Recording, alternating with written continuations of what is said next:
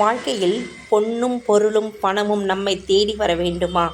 அதற்கு நமக்கு குபேரனுடைய அருள் முழுமையாக இருந்தால் மட்டுமே இதெல்லாம் சாத்தியம்.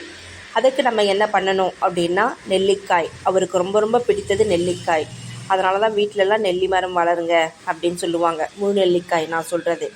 இந்த நெல்லிக்காயில் நீங்கள் தீபம் போடுங்க. குபேரரை நினச்சி வளர்பிறை புதன்கிழமையில் நீங்கள் ஸ்டார்ட் பண்ணுங்கள். ஒரு 5 புதன்கிழமை தொடர்ந்து தீபம் இந்த நெல்லிக்காயில் வீட்டில் ஏற்றிட்டு வாங்க.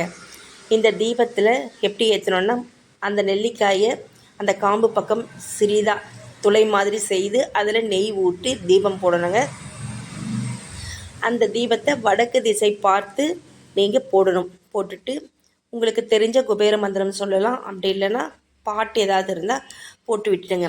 போட்டு விட்டுட்டு பச்சை பருப்பில், பாசி பருப்புன்னு சொல்லுவாங்க இல்லையா, பச்சை பயிரை அவித்து நீங்கள் சுண்டல் மாதிரி செய்து அவருக்கு படைக்கலாம்.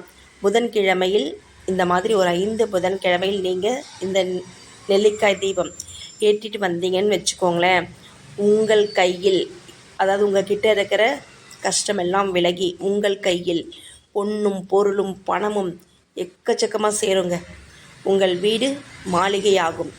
வியாபாரம் செய்பவர்கள் இதனை நீங்கள் தாராளமாக வியாபாரம் செய்யும் இடத்திலும் இந்த தீபத்தை ஏற்றி வழிபட்டு வந்தால் உங்கள் வாழ்க்கையில் எல்லையில்லா லாபத்தை அடையலாம். அதோட வீட்டில் எப்பவும் பணம் ஏதாவது ஒரு வழியில் நம்ம தேடி வருங்க. நம்ம லைஃப்பில் சந்தோஷமாக இருக்கக்கூடிய சூழ்நிலை நமக்கு வரும். பணம் இருந்தாலே எதை வேணாலும் வாங்கலாம். அந்த அளவுக்கு நமக்கு பொன்னும் பொருளும் பணமும் நம்மளை தேடி வரும், நம்மக்கிட்ட கிடைக்கும்.